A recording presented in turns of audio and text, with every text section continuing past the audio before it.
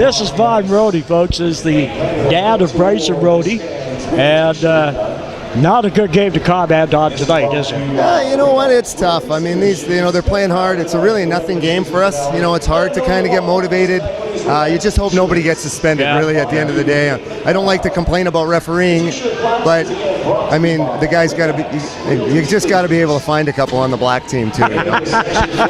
We need some help somewhere along the line. You know, just keep it fair, really. Now, folks, Vaughan Rody here is an NHL official who has been sitting out injured from last March after breaking up a Milan Lucic fight. Yeah, correct. Yeah, I injured it in a game. It had been injured before, but it was re-injured in a game in Edmonton that night, and I've been off work since. And I just, you know, I phoned work about 3 weeks ago. I phoned the NHL. I told them it feels good and we're ready to go. And I leave on Wednesday to fly to Buffalo, or to Toronto to meet with our doctors and all the medical staff. And if I pass medical, then I go to Buffalo for our.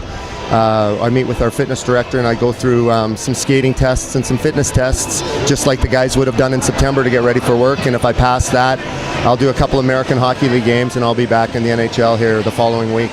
So we're talking, what, 3 weeks away from? Probably a week and a half, really, with the way it works. All next week, and then I should be probably back up top on Wednesday of the following week after that. Now, these tests you're going to go through, are they pretty physical? Yeah, they really are. You know, I almost tripped a little guy that was walking by me today. He had a thing of French fries. I haven't even looked at French fries in the last month and a half, but you know, it is what it is. You know, it's part of our business, and you know, it's one of the things I kind of preach about these guys. I mean, if you're an official, you have to be in the same shape as the players. Whether you're in the KI, you have to be in the same shape as the players, and you know, in the NHL, we have to be in the same shape as the players. There's no excuse. You don't go and sit down every 50, 40 seconds, do you? Yeah, no, we don't take any breaks. There's no breaks at all. So, have you been all the time since last March? Have you been like on the skates and really given her on that department? No, I haven't. I run a power skating camp for myself back home in Seattle. We do very well. You know, it's a great business. So I did that a little bit in the summertime. But you know, it really is, at the end of the day, there's nothing that you can do that mimics a game. I rented an hour of ice here this morning, and I had 3 of the Coyotes come out and join me for an hour skate, and we did a couple of drills with them, kind of skating around, and as difficult as that was, it's humbling too. I mean, it kind of makes me realize that I got some work to do, you know, and hence the reason I'll go to the American League for a couple games. I've been in this league 20 years, Tommy. I won't embarrass myself in the NHL. So before I'm ready to go up top, I'll make sure I'm focused, because the game deserves it. Now, the rules and all that, you went through that back in the rules, they don't change. You know, I've watched enough hockey over the years. You know, I know the rules, and I have no problem with the rules. But you know, let's make no mistake. I mean, you know, this is the NHL, and those guys are the greatest athletes in the world, as far as I'm concerned. I'm talking about the referees, not the players. But it is what it is. You know, you have to compete at a high level, and you have to make sure that you're in the same shape as they are, and it's tough. Yeah. And you're going back at what is going to be the stretch drive to playoffs too. So there's more chips are down, aren't they? Oh yeah, there's no two ways about it. We laugh about it. There's 3 types of a season. There's, you know, up until January, it's regular season. They're going hard.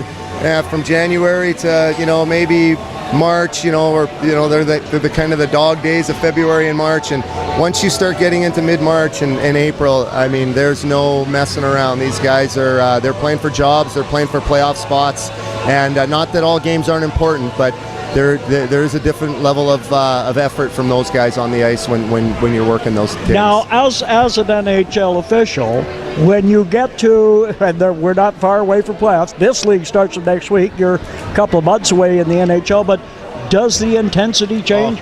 It's a different game. I mean, it really is. It's a different game. You know, there's pride of, you know, every night they're on the ice. It's a proud sport.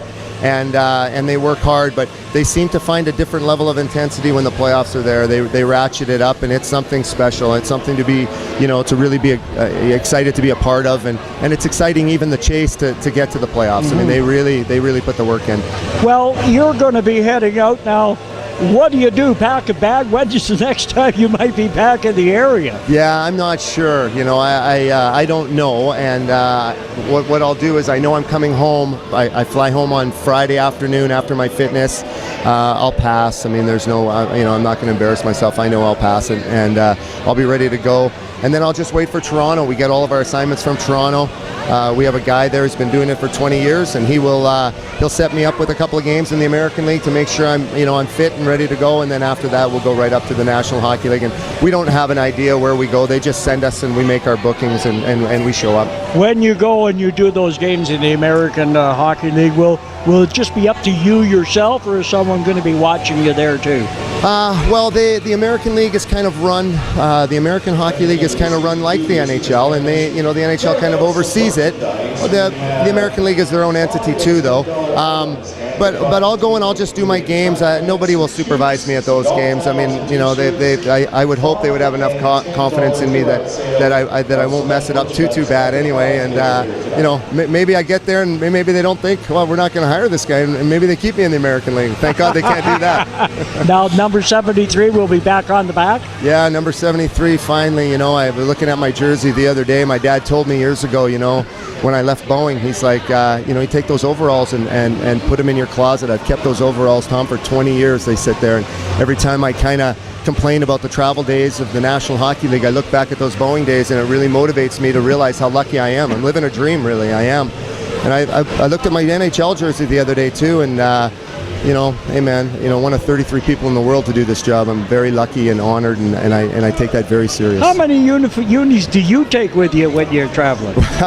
Well, I take two, actually. Yeah. I take two just because, we do our own laundry, so inevitably there's somebody gets cut in a fight, and we don't want to bring blood onto the jersey or whatever onto the ice and transfer it over.